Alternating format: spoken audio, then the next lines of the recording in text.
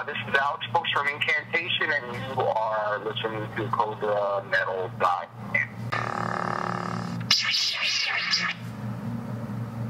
Well, hello, Mr. Bouks. How you doing? Hey, Leah, how you doing? I'm doing fantastic, thanks. What's up? What you been doing today?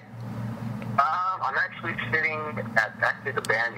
You posted the roster up. I'm sitting at the guitar player's home studio, generating some of my own stuff for my other project that I'm working on. Nice. Just sitting cutting guitar tracks.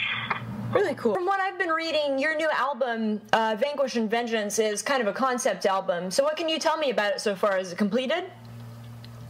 Yes, the album is completely finished. With this final mix was done actually last week from Dan Swano, who mixed and mastered the record. And so obviously the artwork was finished actually the other day as well, so we submitted that to Listenable Records. And we're really excited about this album. It's I think it captures all the best elements of Incantation over the years, and it's a pretty diverse record actually. It'll take you on a journey from the beginning of the end. Some of the probably darkest stuff the band's ever done, and actually even more like guitar solos and things like that wasn't in the band as much previously.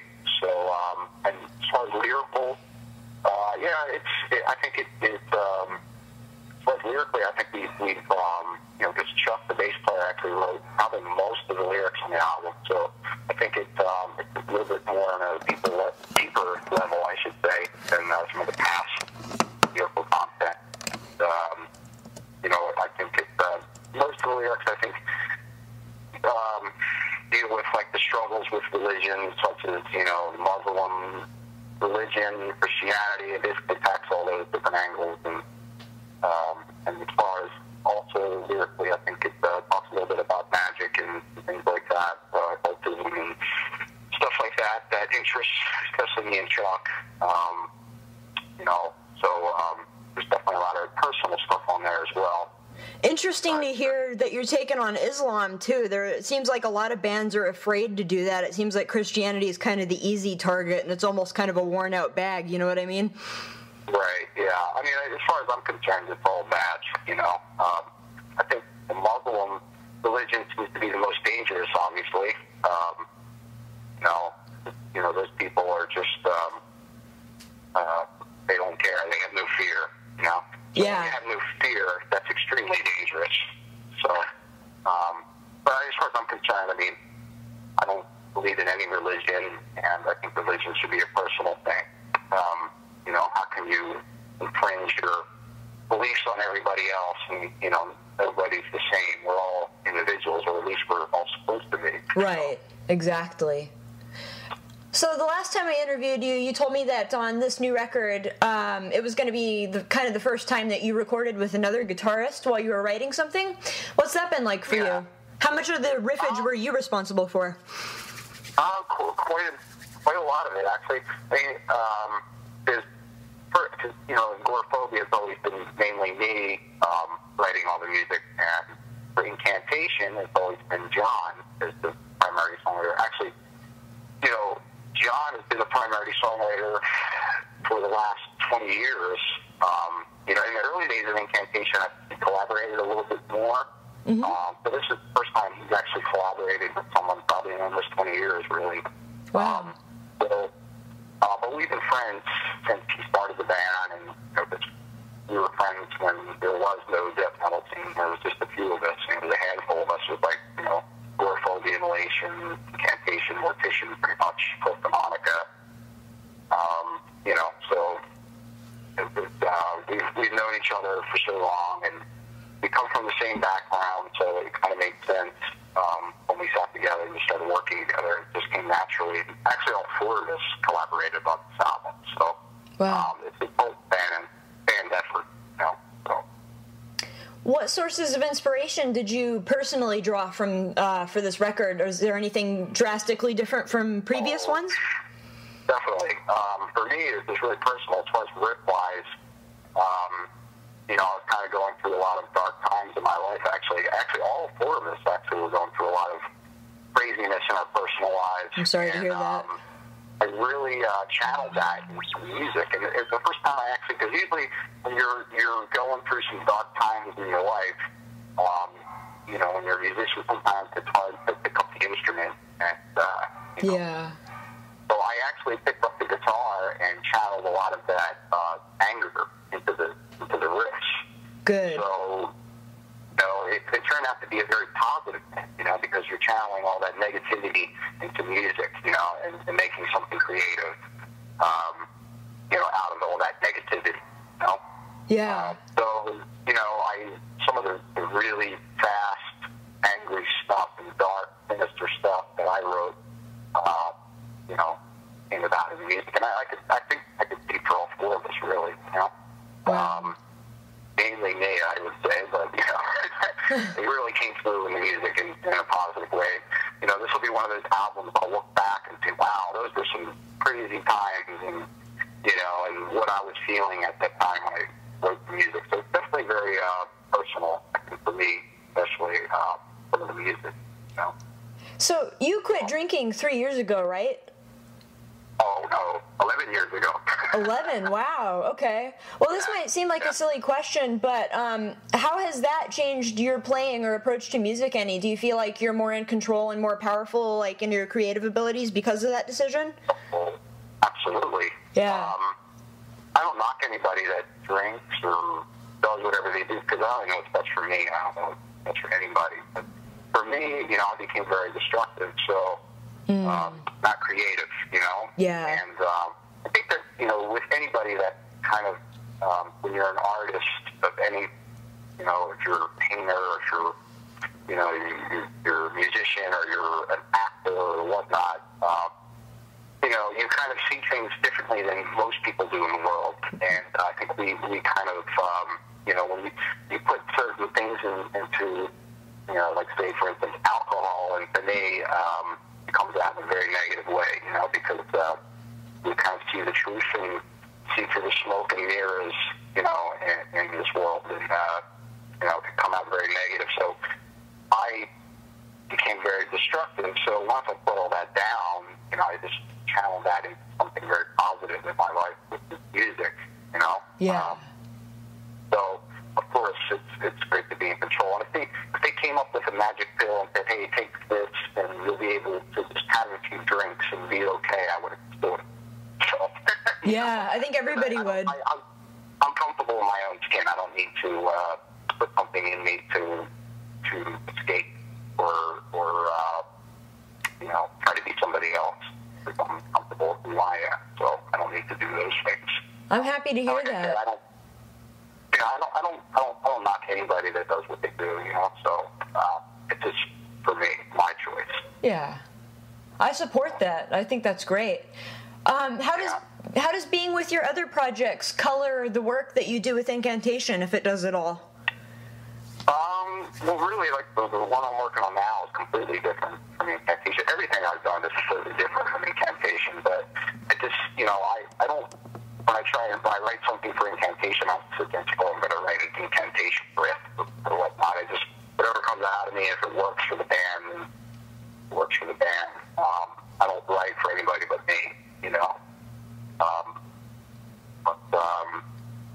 You know, we actually wrote, probably almost half of the next album is already written, because there's a lot of stuff that I wrote that didn't make it to this album because we couldn't get the arrangements down. So there's a lot of different stuff that's going to be on the next record that'll be even different from this one. I don't know. I think I got thrown off there by the question. What was it you said? By writing, you said different from Incantation? Is that what you were saying? Or? Yeah, like, you know, does working with maybe Goraphobia or Funebrarum or any of your other bands, your friends' bands that you've kind of gigged with and stuff like that, does that affect anything that you do at all with INCAN? No, not at all. You know, I make time for anything. Funebrarum I actually don't play with anymore. I left the band a few months ago. Oh, okay. So, yeah. Okay. Around, I don't even know what's going on. I'm still actually very good friends with those guys, and two of the guys, the guitar player and the bass player, who's actually the bass player of Evoken as well, if you ever heard of them, the Doom band, are going to be playing in my new project as well. I left the band because it just was, some personal reasons why I just didn't feel very comfortable with the situation. So I had to leave. If I'm not enjoying something, then there's no point in doing it, Exactly. You have to enjoy what you're doing and be happy with the people you're working with, and also be all on the same page with each other. So, it's not about when it becomes like a job or something, then it's just, why am I doing this? Yeah. But agoraphobia is kind of like on hiatus, I guess, right now. We're really not like, I'm doing my stuff, and Chris is, I know he has like a rock, kind of hard rock metal project that he's doing, and he also has his other band, Bloodstorm. I think he's working on his new album with that. So, kind of all doing our own stuff. And I guess when there's time for the band to get, work again, we'll do that, but it has to be right, Yeah. Right. Yeah, you can't force My anything. main thing is incantation. I mean, that's my main focus, and my new project that I'm working on. So. Okay. Well, Incantation were on Candlelight Records for a little while. What's the relationship like with Listenable Records? You actually just re-signed with them, didn't you, back in July? We have a great relationship with Listenable Records. The owner of Listenable Records, Lauren, is actually a very old friend of mine and John's from the early days when he actually used to do a fanzine called Teardrop. So we've actually been friends for 20-some plus years. Wow. Before he even did the label. He actually even came over. First we met personally, because we, obviously back in those days was tape trading and, writing letters and things like that.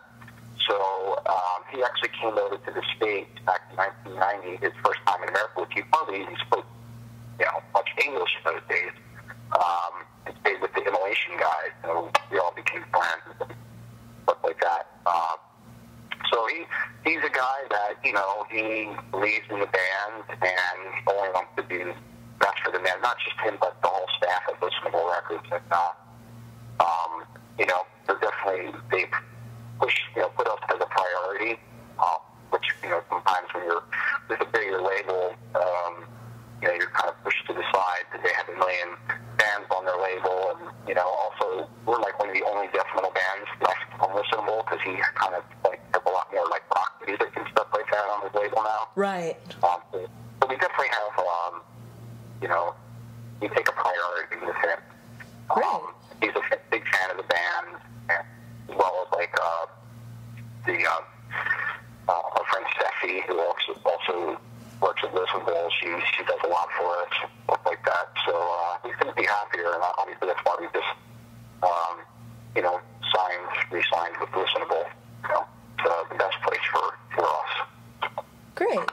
I actually saw somebody on Blabbermouth was asking this question, so I wanted to ask this question too. What's the deal with Ibex Moon Records? Are they basically just for special distribution? We're not on Ibex Moon Records. Ibex Moon Records is John's label. So John, I don't know if he's doing too much with it right now. I think he's just doing kind of like, releasing the same albums that he's had on. I don't think he's doing anything new. Okay. Taking the breaks from the label. Music industry is pretty tough, so right now, as far as having a record label, so I mean, things have changed quite a bit from 20 years ago.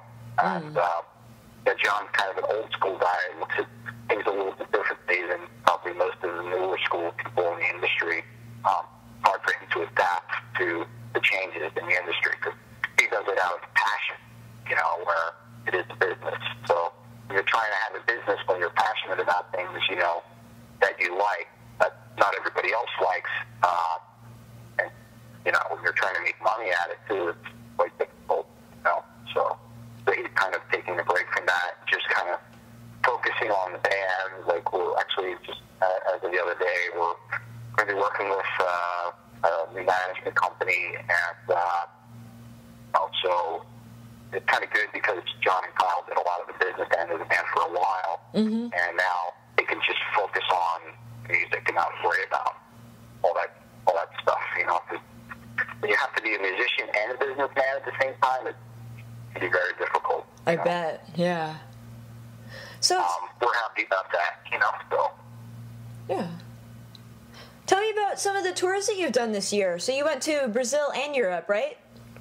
Mm-hmm. Yeah, we toured Brazil with Inhalation, and that was actually one of probably my most enjoyable times on tour ever. Probably, I have to say, my most enjoyable time I've ever had, because awesome. The Inhalation guys are like, some of my best friends for a long time, and it's just a lot of fun when you're touring with friends, really good friends. So that definitely meant a lot to us, especially Leja and Bob and Ross, because we all kind of came up together at the same time. Starting out, and like I said earlier, there was no death metal scene or anything like that. So definitely was important, I think, to all of us, and it was a lot of fun. And the promoter and the crew were just fantastic, and the people down there and the fans were just really awesome. It was just a really great time.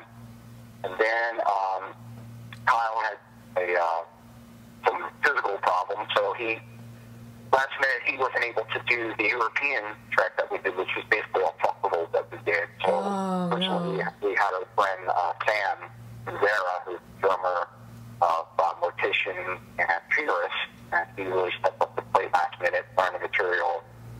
So we went over and he did an amazing job. And we did like Party Sound, Brutal Assault, and Summer Breeze, and it was just really good stuff. I mean, it's a bit different when you're playing in front of 15,000 to 20,000 people versus playing in front of 200 people. It's a different kind of vibe.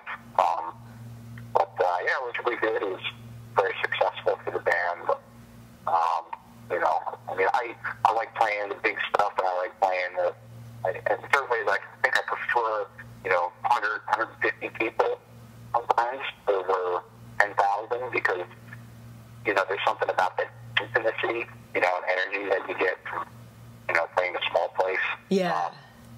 So those shows are all just, bigger festival stuff like that. We did like 2 alt shows in between there with like Upton, Christie, and Cattle Decapitation. Nice. So, but yeah, that was a lot of fun. It was definitely a very successful tour for us. Very cool. Yeah, you debuted some of the new material there in Brazil, right? Yeah, we did. We played like 4 or 5 new songs. Awesome. When are we going to get to hear some new INCAN? What's that? When are we going to get to hear some new INCAN here in the States? The album, I don't have an official date yet, but it looks like it's going to come out in November. Okay. So I'm just, the press release will come out, obviously, once we find out exactly what the official date is. All right. Hopefully we should know that in the next few days, actually. Wow. But yeah, looks like November the album will come out. So we're like I said, we're really excited to get this album out. I think it's the best album the band's done. For me, personally, I think the first album, and it really, it's a classic record. I know everybody says that when they do something good. Oh, it's the best thing we've ever done. But, this album, like I said, it's a band effort, and it's very diverse. Every song is very different. But at the same time, it's pure death metal, and it's pure incantation album. There's nothing that I can't see somebody saying, oh, they went in this direction. I mean, that'll never happen. Incantation. Yeah. We're one of the bands that still waves the flag for pure death metal. That's what we're always going to get. Fuck yeah. So are you guys waiting until the album's out to tour here in the U.S.? Yeah, I'm not sure. Like, we don't have any plans right now. I'm sure that'll come together once the album comes out. The only thing that we do have planned is to go do like a record release party in New York City. Mm-hmm. So as far as like touring or anything like that, that probably won't be until next year. Okay. So I know you've had some really strange encounters on the road with showgoers before. I remember watching another interview where you were talking about some guy like punching you in the back and stuff like that. Did anything funny or weird or maybe even cool happen with fans on these tours? I'm trying to think.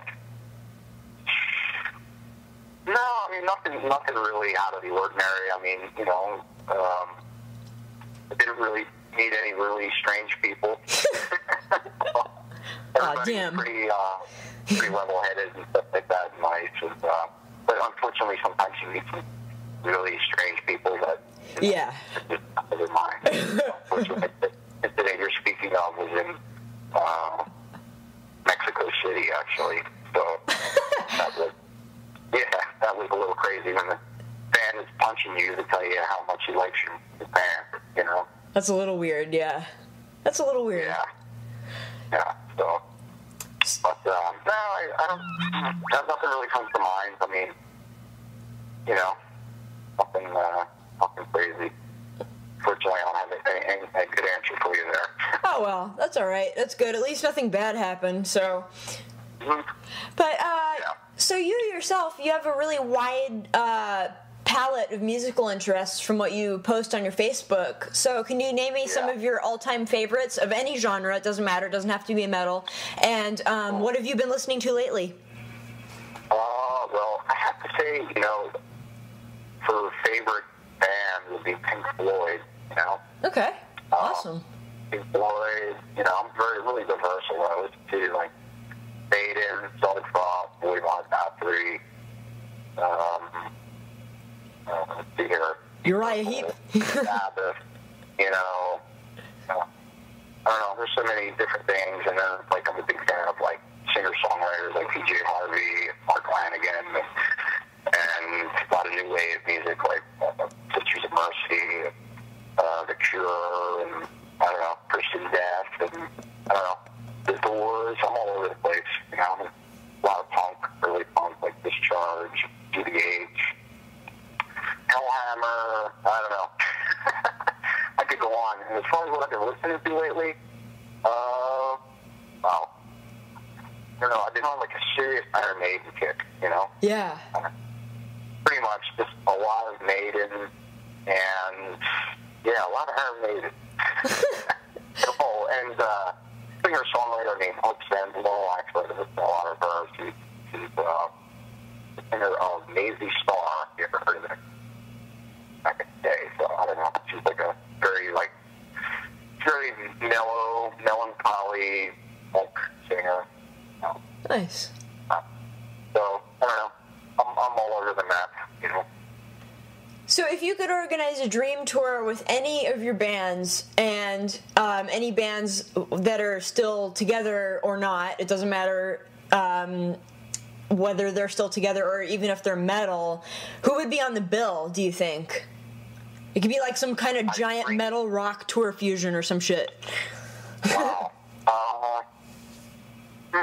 I would say, oh God, there's so much stuff. I don't know. But let's put Maiden, Motorhead, Judas Priest, and Voivod, and Pink Floyd, and, I don't know, Bathory, since Bathory never played live, or maybe one that Bathory played live. Wow. Bring back the Bob from the grave. I don't know. That would be crazy. Yeah. So, I don't know how every fan of the different genres would enjoy it, but, you know, I would. So. Yeah. No, I'm sure there are a lot of people that are, you know, a lot of metalheads are into eclectic stuff. They have, like, you know, kind of a wide range of likes as well. So I'm sure there'll be a lot of people that would really dig that. I mean, I can't understand how anybody can just listen to one thing all the time. Fuck no. We're filled up with different emotions and things like that. And, you know, plus also it's like, you know, everybody thinks that just metal is the darkest thing, you know, on the planet, which is other forms of music that's much more darker. Like, I'm a huge fan of classical music. Hell yeah, there's a lot of dark stuff there. And, you know, it's just, there's, you know, so many different sides of things. And, you know, I would get bored of just listening to, yeah, you know, all day long. It's like eating the same food every single day. Yeah, exactly. You know, and that's another thing. I like different types of food, too, so, you know, gotta have some kind of diversity to appreciate, too, you know? Yeah. Yeah. So obviously, as a human being, there are other non-musical things that you like or like to do. So do you have any like particular favorite hobbies or interests outside of music, like maybe sports or collecting stuff or anything? I like to fish. Nice. And I like to eat good food, actually. You know, I'm like big into Japanese food. Awesome. Stuff like that. Yeah, I actually do. You know, when I can, I like to go out and fish. It's really relaxing for me. Just to get away from everything and go out. You know, do like freshwater fishing or saltwater fishing. You know, got ocean or stuff like that. And you know, that's pretty much what I like to do. And besides music, I guess. You know, when I can, enjoy company of good friends and stimulating conversation with people. And I don't know, I like to read. You know, I'm really fascinated by history. Great. So a big history buff. So I do like to read a lot about history, culture. So I think that really fascinates me. You know? Yeah. So Russian history, 'cause I'm Russian, so I'm really, you know, interested in, you know, history of where I come from. And that's important to know where you come from and know who you are and be proud of who you are. So. yeah, have you ever gone back to Russia to visit your extended family over there? No. And I'm hoping next year that we're actually gonna. I think we will play Russia next year. Because I do have family all in St. Petersburg, so that's definitely a goal of mine to go there and to meet some of my cousins and things like that I've never met. So you know, That would be so cool. Yeah, so it's definitely a goal of mine. I think that's going to happen though next year. I think I'm definitely going to go there and play 2 shows. That would be so awesome. Yeah. So you told another interviewer that you had like a lot of particular favorite shows in the 70s. Are there any shows that you're really into today? I think if you're into history and stuff like that, you might really dig like the Borgias or something like that, maybe. What, TV shows? Yeah. I don't watch much TV except for maybe the History Channel. Okay, nice. But I am fascinated by that Ancient Alien show, I have to say. Hell yeah, the guy with the crazy fucking hair. I love him. Yeah, the guy with the crazy hair. George Yosakalos. Most people would sit there and you know, when they look at somebody like that, and say, how can you take this guy seriously? He's a very intelligent guy. He is. He really is. It's definitely my favorite show, actually. I always like record every episode, and, you know, always like keeps me watching. I never get bored of it. It keeps me glued. You know, it makes you think about a lot of things. There's a lot of stuff that makes sense, you know, to me. As far as, you know, evolution and things like that, you know, doesn't make any sense to me. You know, and I do believe that we're not of the earth, that's for sure. Yeah, me neither. You know, so, you know, there's a lot of stuff that makes sense to me and very interesting. So that's probably the show that I watch the most. But other than that, I mean, I just, you know, like you know, shows on the Discovery Channel or whatnot about science or space or whatnot. That's interesting. But I don't watch much else. I'm not much of a TV guy.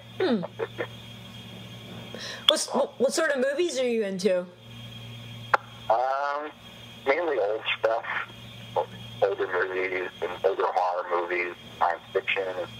Like some of my favorite movies are like old movies like El Cid, Charlton Heston movies, like the old Spanish Night. I like, you know, horror stuff like The Shining, and like my interest in horror is not like the typical gore movies, which kind of bore the crap out of me. Some of the early slasher films I do like, but I like stuff like The Shining and stuff. But the stuff that you can't see, to me, is the scariest. Yeah, the psychological mind fuckery. Yeah, I like the first Alien movie. You know, that's classic to me. It's very dark and atmospheric. So that's definitely one of my favorite movies. Dr. Zhivago, which is actually like kind of like a love story, but you know, about the Russian Revolution. Yeah. And the movie, the music, and you know, it's a great movie. I'm kind of like an old movie kind of guy. You know? Is Kinski in that? What's that? Isn't Klaus Kinski in Dr. Zhivago? Say that again. I'm having a hard time hearing you. Oh, sorry. I think in Dr. Zhivago, Klaus Kinski is in that, isn't he? I don't know. I don't know. He played Nosferatu in one of the 70s Nosferatu movies. Alec McGinnis is in it. Right. Yeah. And, Dr. Zhivago is played by, he's actually I think he's actually Iranian descent. It's the guy that actually played Dr. Zhivago. I can't think of his name right now. Wow. He was a big actor back then, but, yeah, I don't know, maybe. Have any movie scenes or scores ever influenced your guitar playing or riffage? Oh, yeah, absolutely. I mean, some of the classic music like Excalibur, obviously the Bolt Hair, stuff like that. I like The Shining, actually, is one of my favorites. I think it's some of the darker stuff, Actually, the first Alien, which is the soundtrack, which is actually a lot of more like sound effects, but it's just very atmospheric. Mm-hmm. As a kid, when I first seen that, me and my cousin actually, both just obsessed with it. We just thought it was the evilest thing ever. That movie is just pure darkness. I don't know, I'd say the soundtrack to that, and, The Omen, and The Godfather, and great soundtrack movies for sure. Wow. That's a really interesting array. Yeah, I don't think I get influenced by music like I used to. When I was younger, I would hear something, but sometimes you just get influenced by, painting or something, or whatnot that may inspire you. It's like, I think my days of, really hearing stuff that really blew me away are just been over for a long time. I do like new music that comes out, but it doesn't have that same effect as it, did when you're younger. You first hear stuff for the first time. Yeah. So, but I'd say maybe more classical music, maybe, more than anything. Wow. I hear that now. What's some of the stuff that you've been reading? See, the last book I completely read was Peter the Great, actually. The Russian Tsar that actually, changed Russia, made Russia a superpower, and built St. Petersburg, and that was the last book that I read. And that was an amazing book, because I was searching for the longest time for a book strictly on him, because I had other books on history of Russia. But this book was just amazing. I could not put it down. I read that book maybe in 2 weeks. Pretty long book, too. So that was the last book that I read. Wow. Cool. So I hope you get to visit your family over there. That would be awesome. Yeah, me too. So are there any parting comments or announcements that you'd like to make about anything? Well, thank you for the interview, and thank you. We're just excited about the new Incantation album coming out, and hopefully everybody likes the album as much as we do. And I have my other new project, which I don't have a name for yet. So I will be recording the EP actually, and then next year I will do the full length with the band. And the band at the moment features a local drummer named Rustin Gross from Philadelphia, VJS, who is the guitarist of Gorphobia. He will be the vocalist for the band, and I'll have some nice guest surprises and some well-known people as well on the album next year. So, and it's actually very diverse project, very dark. I wouldn't say death metal or black metal or whatever, but it's got a lot of different elements. Very extreme. The stuff that's super fast, stuff that's very dark, and atmospheric and doomy, and mellow kind of atmospheric dark stuff. It's definitely it embodies a lot of the different sides to me as a musician, as a person will come out on this album. So I'm extremely excited for that. So, and then another Incantation record we will do next June, actually. So we're not screwing around. We're just going to start banging them out because we have so much Detroit as well. So next year we'll head to Europe again and stuff like that. So, you know, a lot of cool stuff happening for sure. Well, sick. I can't wait to see it and hear it. Awesome. Yep. All right. Well, thank you so much, man. I hope you have a great day. Yeah. All right, Leah. Take it easy.